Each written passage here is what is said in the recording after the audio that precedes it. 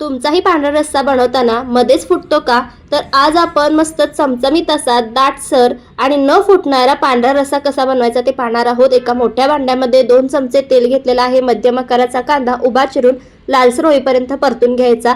अर्धा kilo chicken स्वच्छ धुवून तेलावर परतून घ्यायचं आहे। यामध्ये चवीनुसार मीठ घालायचं। त्यानंतर झाकण ठेवायचं आणि एक 5 मिनिटं चिकनला चांगलं असं पाणी सुटेपर्यंत शिजू द्यायचं आहे। 5 मिनिटानंतर झाकण काढायचं। त्यानंतर एक 5 ग्लास यामध्ये मी पाणी घातलेलं आहे। या स्टॉकचा आपण पांढरा रस्सा आणि तांबडा रस्सा बनवणार आहोत, त्यामुळे त्यानुसार पाणी घालायचं। एक अर्धा तास शिजू द्यायचं आहे। 20 ते 25 मिनिटं लागतात आणि त्यानंतर चिकन शिजलेलं आहे की नाही हे चेक करून पाहायचं। चिकन साईडला काढून घ्यायचं आहे आणि जो स्टॉक असतो त्याचा थोडा स्टॉकमध्ये पांढरा रस्सा आणि थोडा स्टॉकमध्ये तांबडा रस्सा आपण करणार आहोत। त्यानंतर एका भांड्यामध्ये 2 चमचे तेल घालायचं आहे। खडा मसाला जसं की लवंग, दालचिनी, काळी मिरी आणि एक बदाम फूल घातलेलं आहे। आलं, लसूण, हिरवी मिरची आणि हिरवी वेलचीची पेस्ट यामध्ये घातलेली आहे।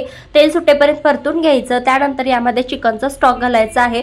चिकनच्या स्टॉकमध्ये 2 ते 3 चिकनचे तुकडे बारीक वाटून घातलेले आहेत। त्या मिश्रणाला उकळी आली की त्यानंतर त्यामध्ये नारळाचं दूध घालायचं आहे। नारळाचं दूध बनवताना त्यामध्ये भिजवलेले तीळ आणि बदाम घातलेले आहेत।